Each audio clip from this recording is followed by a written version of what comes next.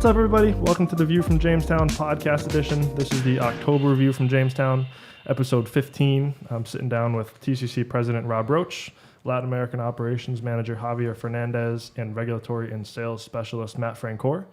Morning, guys. Thank you for sitting down with us. Morning, Ben. How are we all doing on this nice rainy Tuesday morning? As good as we can be. Can't complain. It's not cold yet, so We have some construction going on here at the office, so you might hear some background noise once in a while of a sander or a power tool of some sort, but we're building a new capacity here, additional capacity at TCC. Yeah, building looks great. It's coming along nicely. Very nice. So thank you guys for just sitting down this morning. Couple big things to talk about as we're kind of getting into the fall season and some of the colder months here. I think the biggest and most current thing going on is the tariff situation. We've obviously covered it for a couple months now. We have a good little 3-piece series on the tariff updates as they were coming out, and Matt Francoeur has done a great job monitoring that and keeping an eye on that. So you guys want to talk maybe a little bit about what you're seeing with the tariffs, where things are at today, and kind of our outlook moving forward now that things are more or less finalized for the next couple months or so? Yeah, so sure thing. Like Ben said, if you want more specifics than I'm going to give you here, look back at the previous 3-part series podcast. But list 3, which is the one that had the major effects on chemicals, was finalized and is in effect as of September 24th. There's a 10% tariffs on, I think it's about 5,750 items. So it's a pretty decent reduction from the full 6,200 items originally, or about 6,000 items originally. So from now until December 31st, it's 10% tariffs on all these items. And as of January 1st, 2019, it bumps up to 25%, which is, I guess it kind of delays the biggest significant effect on industry. And they're, I guess, hoping that China acquiesces something in the next few months. And that was a little bit different compared to some of the other lists that came out, right? We saw a lot of other ones where, okay, the list is final, it's going to be 25% in 2 months, 3 months. This one was, hey, the list's final. By the way, it's going to go into effect on Monday, pretty much. I think it came out on a Thursday, went into effect Monday at 10%, and then 25% on January 1st. It's a little bit different timeline compared to some of the other ones, but at least we have a final answer and we kind of know where, what's on the list and what's going to be included and what we got to start planning for. That's it. As of now, everything's set in stone. And the only major difference, other than, exactly the percentage of duty that's going into effect, is that there's no current product exclusion request procedure for list 3, which there had been for list 1 and 2.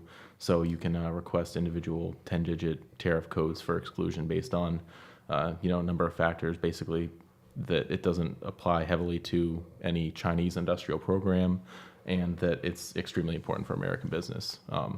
So that not being on list 3 is a pretty substantial impact, and I don't know exactly what their rationale for that is. I think it's maybe a little bit playing hardball with China. And Rob and Javi, maybe what are you guys seeing in conversations with customers and business partners and things like that? What are some of the conversations you guys are hearing or having regarding the tariff situation?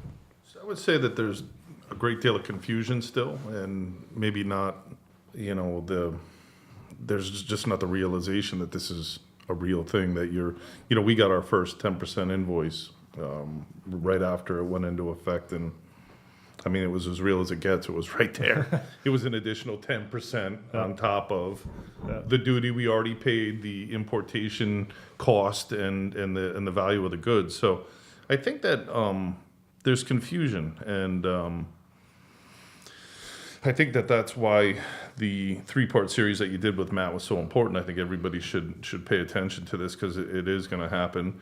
And I think that what is not being discussed is the reason why this is happening, and it is playing hardball, is because there's a lot of other factors in our relationships with China that are going on, and the fact that we've gone to the World Trade Organization and made complaints about,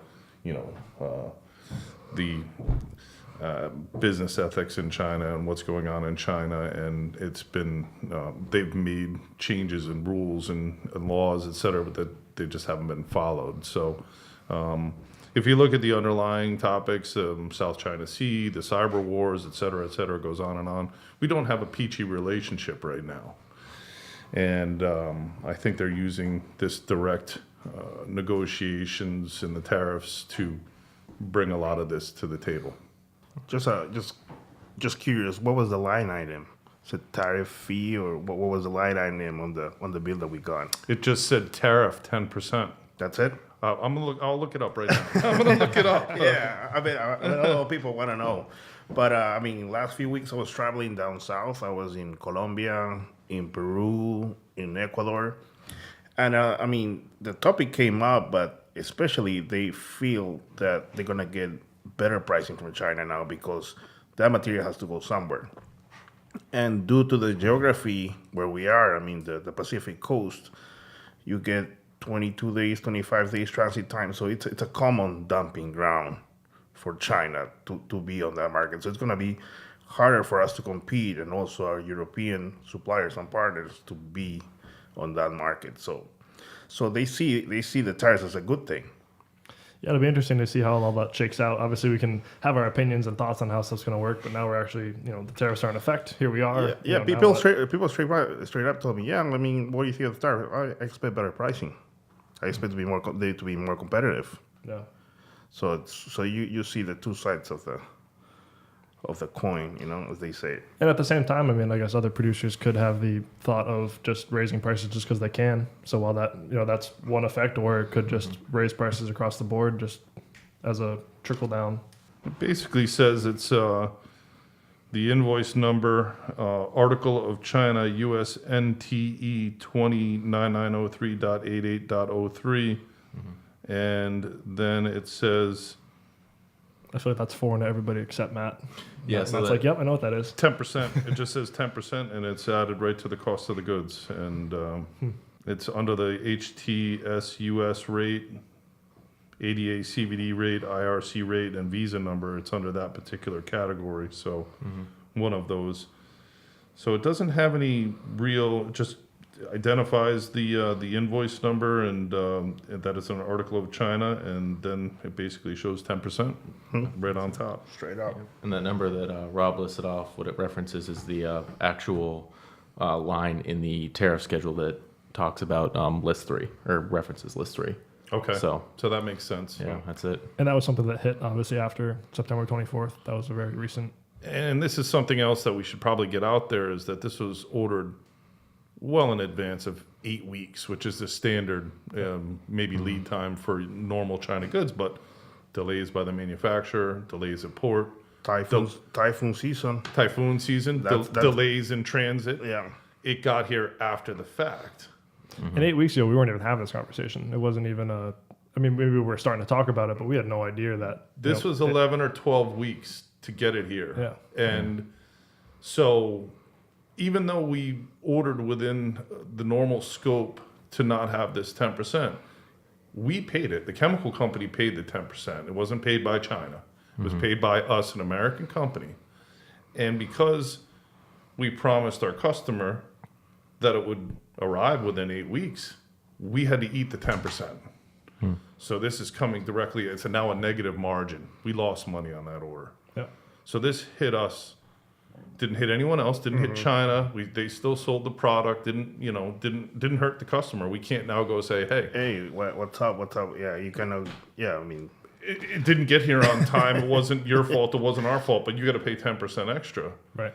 So I think this is a good example of exactly how this is affecting an American business today. yeah. When I was at the APIC, I had a lot of people that had like 10, 15 ISO tanks on acetates on the way, and I was like, "Are you quoting CFR?" Like, no, our terms are DDP, delivery duty paid.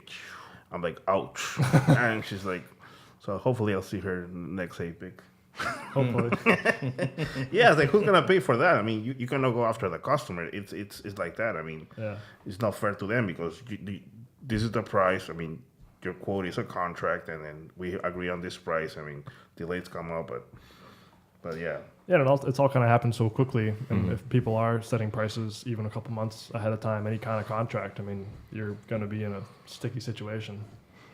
So today's, maybe, what's today, the 3rd of October or so? Are we on the 3rd day of October? I mean, October 2. okay, so October 2nd, if you don't order goods from China today and get it here in the normal lead time capacity, you're paying 25% more. I mean, that's how we're approaching this today. Yep. Logically, the 10% kicked in right on time. January 1st, the 25% is going to kick in right on time. That's it. So what do you do now? Do we, we've got a lot of products that we buy from there that we need for Q1, Q2. Do we buy now? Do we buy later? Do we wait? Do we see how? I mean, I think that there's a lot of confusion associated with this type of negotiation and strong arming with China. And so my opinion is that it's leading to some demand destruction overall. People are confused. People aren't buying as much. And we've seen it. I mean, September wasn't a great month. It was soft. It would have been softer if there weren't some very large projects that kicked in for us. But and I also see it in Latin America. I mean, Javier is one of our top sales guys, and obviously. So how does that relate? I mean, how can Latin America should be benefiting from this, yet sales seem softer for us, the EU and Latin America. So the whole world is feeling the effects of this current, trade war. Yep. And that's obvious. And we're a microcosm that sees these things before everyone else does. So I'm a little concerned. Any comments about why you think Latin America is slow? I mean, you spent a lot of time down there recently. I think. Yeah, I mean, I mentioned that they expect lower pricing. They expect lower pricing from China. And we don't do much out of China. I mean, we do some, but our main sources are U.S., Middle East, and Europe. Those are our go-tos since 30 years ago. So it's going to be tougher. I mean, it's going to be tougher. But on the other hand, I mean, U.S. is being more competitive in products like phenol, acetone, other products have been. So we might see a shift on the products we sell. I mean, probably I think it's going to be a transition month. Our regular products are going to be not as regular, and we have new products coming in. So, And interestingly, I've seen some of the correspondence with you and your customers, Avi, and the prices that China are offering are much lower. So they're feeling the pinch. They're feeling that, we're seeing some real low prices offered to Latin America and EU. So, the demand or the lack of demand for the U.S. is creating much lower prices for other geographies. Yeah, and we're obviously in a decent situation, having kind of our hands in a lot of different geographies. Where if you relied heavily from China, you're in a pinch right now. Diversification, that's number one. Security of supply. Yep, that's number one in our business, always has been, and we didn't go all in China. We do have a brick and mortar office in China. We have sourcing folks over there working on our behalf, but we went there when we had to, and our focus remains American, EU, Middle Eastern partners, as South Asia partners. And China. I mean, China's probably 10% of our overall business, and we will remain in China. We've talked to our employees over there. We're steadfast. We're gonna stay in China. We're gonna work through this. Moving on to other things that are also expensive. Speaking of trucking, obviously getting into the winter months here up in the Northeast, obviously weather gets a little bit colder, get some snow on the ground. Truckers may be less and less likely to want to come up here. And obviously we're dealing throughout the country in Latin America and South America and things like that. So we're just a little piece of the whole pie. What are you guys seeing with trucking and logistics issues or maybe availability? Even talks about it getting a little bit better. Well, definitely seeing more better availability. There's always been some availability, but now there's better availability. And but prices are high, the cost of trucking, and we're seeing a lot of demurrage on the invoices. There's delays at port because truckers can't get in on time. There's long lines. There's a lot of traffic. There's at our customers, they're delaying. They're testing for quality and things like that. So the expense of trucking is real, and it's a major focus for us right now to lower those costs, because there's no one that's making money but the truckers, and they've forced our hand to pay these higher prices, and we have limited ability to pass that on. For TCC, trucking is a service. We're selling pounds and kilos of chemicals. The delivery of those is a service, and we're kind of getting stuck in the middle, where we're absorbing the cost of that service, and our customers are unwilling to share. So it makes life difficult. And I guess if you're going to have one or the other, if you're going to have high prices at least have the ability to get trucks. If you're going to have high prices with poor availability, that's an issue. But if you're going to have high prices, but the trucks are available, at least you can kind of make do. At least you're going to get from point A to point B. I've been at some conferences where people have been talking about 30+% of trucks not showing up on time, just simply not showing up at all, even. Wow. And this is unacceptable. I mean, it's a huge part of our GDP, and we depend on it. And I'm very surprised that there hasn't been something done to help out this situation by those in power. And we're going to start getting conversations about the holiday season and Black Friday and Christmas, and that's also going to take availability away from the limited amount of truckers that are already out there too. So start having that conversation at some point. Yeah, I mean, winter season is also good news for us. We see seasonal products kick in, like our glycols, our methanol, our urea for ice melt. So, we're excited for the coming season, and we'd like to see those cold fronts come running through because that means more demand for these seasonal products that we sell. Yeah, and speaking of some of those seasonal products, what are you seeing on prices for our common products as well as some of those seasonal products where are things moving come October? Specifically with methanol, I think that there's we saw a 3 and a 5 cent increase coming into October. Typically this time of year prices do move up with demand, and then on top of that there was an outage in Trinidad, I believe. You'd have to reference Corey Mullins, who's our in-house methanol expert, but slightly up only because of lack of availability from one particular producer. Urea, again, it's up. Overall, the demand for nitrogen globally is up. There's also a switch away from soy products in the U.S. to corn products, which uses a lot more nitrogen. So we're expecting to see things like ammonia and urea be strong right through the fertilizer season in Q1. Glycol as well, DEG is still very tight. Prices are, flat on those, based on ethylene. But, glycols, especially TEG, always sees a ramp up this time of year. Prices go way up, especially as those first cold fronts start coming through. Overall, though, pretty quiet. We're talking minor increases. And, when I looked at the sheet for October, I saw more rolls than anything else. So talking about all our products. Mm-hmm. And obviously, I think one of the big things this week is crude oil jumping up a good amount just this 1 week. Wow. Yeah. Jeez. We haven't seen these numbers since, I think, 2007, when we saw it go well over $100 a barrel, and some are saying that it's going to go there. I don't know why, but speculatively, Iran embargo, less inventory because Iran's out of the picture. No pipeline to get the American crude to the Gulf yet. So inventories are down a good bit and global demand is up. So that was quite a shock to see it go from 68 in our last podcast to now 75. Big jump just yesterday from 71, 72 to 75. Don't know what to expect nowadays. Yeah, and with all that too, the stock market's been relatively flat. There's been some spikes and some dips, but month over month, we're pretty much flat as the last time we sat here this time last month. So, I'm a little worried about the stock market, but it's a record highs. Same thing we saw before the 2008 crash. I hope that it doesn't go that direction, but I think that the tax plan, the overall demand, consumer confidence is building up. The Dow, the Nasdaq's had some weakness, so we'll see where that goes. I mean, it only takes overnight. Things can change there, and I hope they don't. And also, the Fed has been very optimistic. They have been raising 3 times already, and they expect another 3 times in 2019. So that should worry people. You should start thinking about that.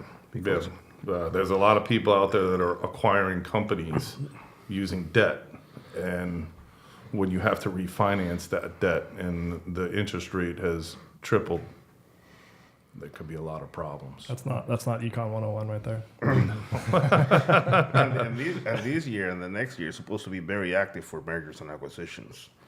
So they're counting on the low rates, but probably not rethink their strategy. So. Interesting times, definitely.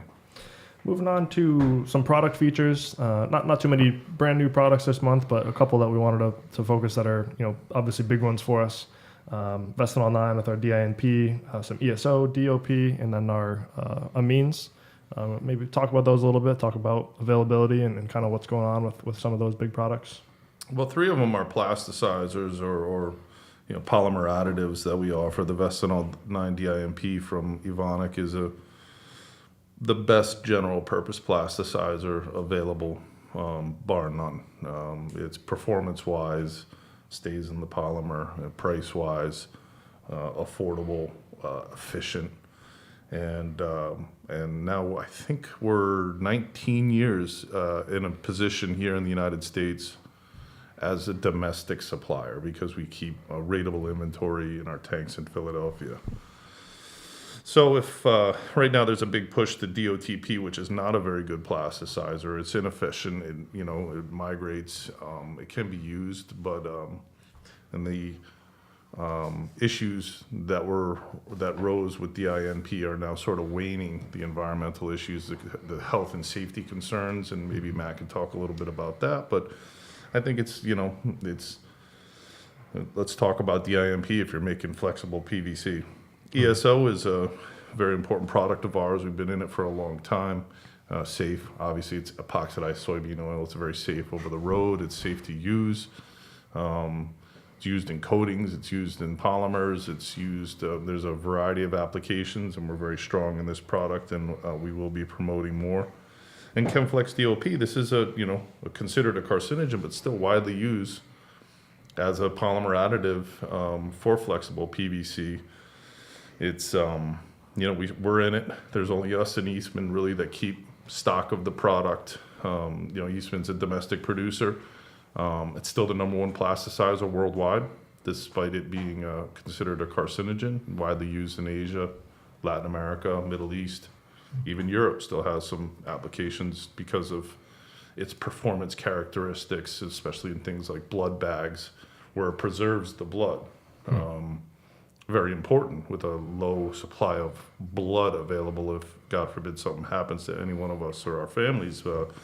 This is a preservative in the blood bags, which is kind of crazy that you're putting a carcinogen into a polymer that becomes a preservative, but it is. And when it comes to the amines, maybe Javi can talk a little bit about the amines. It's a new product for us. Yeah, it's a new product for us. We have the 3 of them in all different mixtures, 85%, 99, TEA with water, TEA with MEA.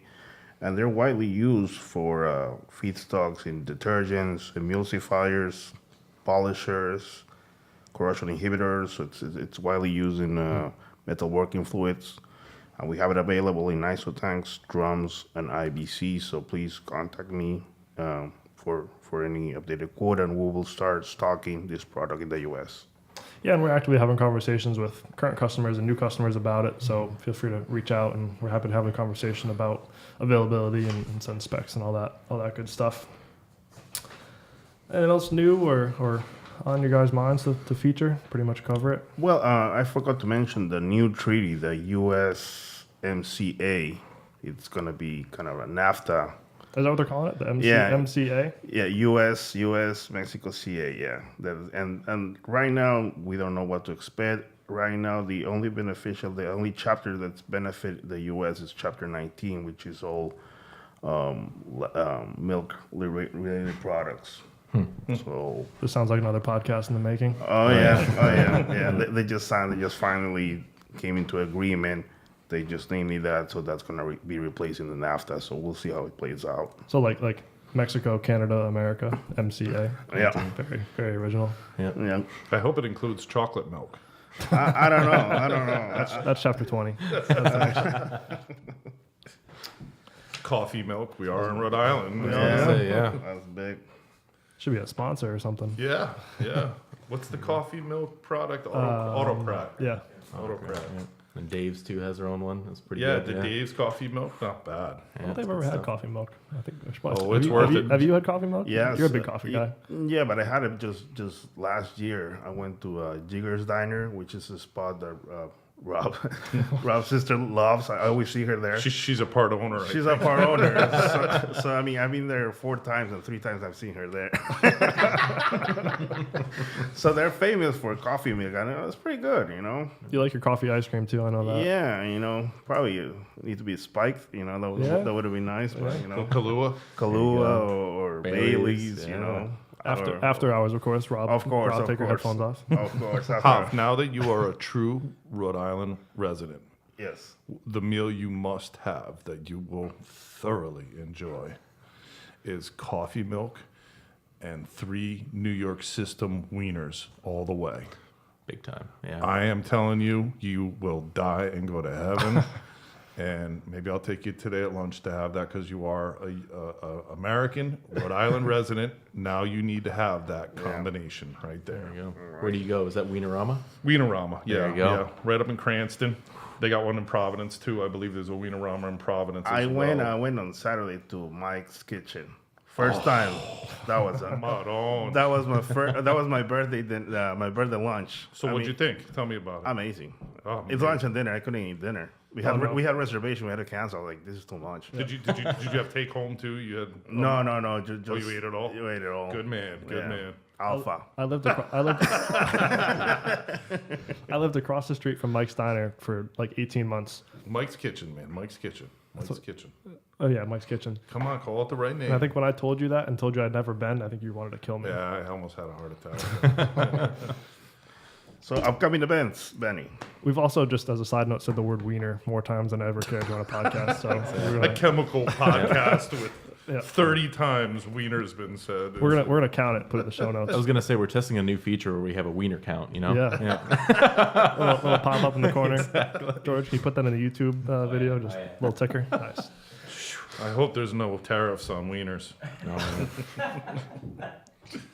This is when we throw a red challenge flag. Yeah, I was Moving gonna on, event shows and conferences. A couple big ones coming up, big annual shows. We got the EPCA this week, I guess, right? This Yeah, week, leaving couple days? day after tomorrow. Looking forward to that. We're going to Vienna, Austria.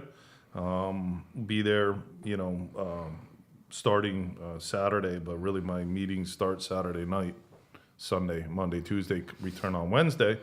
So I don't know how much of Vienna I'll get to see personally or Hav. We've got a very busy schedule. Obviously, a lot of great partners in Europe for TCC and a lot to discuss right now. Have you ever been to Vienna before? First Have time? once before. Once EPCA was there about 5 years ago. Went then, didn't get to see much of the city then either. Lots of nice hotel lobbies. Yes. Nice hotel. We saw lots of dark suits Yeah. and lots of hotel lobbies and lots of really crappy coffee we got to drink, so hotel coffee. Probably see a couple nice restaurants though for meetings and stuff. Get out in the city I level? mean, my attitude is I'm there to work. Yeah. I mean, I'm not there to sightsee and all that sort. I'm there to work, and I enjoy work. So it's nice to catch up with friends and contemporaries, and you learn a lot and you see a lot, and it's just not Vienna that you get to see. Right. So, but I really do enjoy it. It's a lot of anxiety, a lot of formal dinners, a lot of people putting you on the spot as the president of the company. What do you think? But alpha, man, no sweat. And then another cool thing is that we've been dealing with these people for so long that it's just catching up with friends. Some meetings are more relaxed, so it's just like a high school reunion.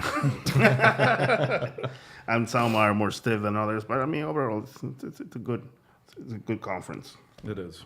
Yeah, I definitely picked up on that in our AFPM cocktail party. It's very much the same thing. It's a lot of catching up with people and relationship building. It's cool to see. And then later in the month, we got the Vinyl Tech Show down in Chicago. Myself and Joe DeVerso will be down at that. So if anyone listening will be down there, feel free to send us a note. We'd love to meet up with you down there. And then next big one, the final of the big four in the year is the APLA coming up in November that Javi and Angela Diaz will be down at. Bet you're looking forward to that one. Yes, I'm looking forward to it. It's going to be November 10th to the 13th. The schedule's already filling up, so I'll be sending some more emails, and we'll have a full schedule. Yeah, we'll put that out. We'll put that out in the View email this week with Javi's contact info. So obviously reach out to Javi or Angela if you know Angela as well, and set up some meetings. It's in Cancun, Mexico, so I might have to, I can Go with I can them. supervise. I'm gonna Yes. volunteer right now to. I might have to go with security for Javi and Angela to that. Pray for Javi. Final thoughts. Anything else on your guys' mind coming into October? Hopefully we get a couple more days of sun. Hopefully we're not all just fall and cold weather now. But anything else coming up in October? Best time of the year in New England. A lot of travel in October, a lot of wrapping up the year and looking forward to business in 2019. So a lot of travel, October, November, December, the Q4 is travel time. And, I think it's a good time I'm pushing our sales guys to be out in front of customers and making them aware that we're here for them. We're going to give security to their supply. Commitment has to be both ways, and those that are committed to us, we're definitely committed to them. There's a lot of very abusive buying relationships out there right now, and it's hard to focus on those when you're trying so hard for people to keep them supplied at reasonable pricing and absorbing all the costs of trucking and these additional tariffs, and then this mentality to abuse your suppliers, I think is not a positive for our industry, and it's maybe being taught by some of the large multinational companies, but it's it goes around, comes around, is what I've learned in my 20 plus years in this career. Is as much as you can abuse a vendor or a supplier, they're going to have the upper hand at some point, and how they use that mallet is important, and I think that we're very conscious of that. We don't go there, but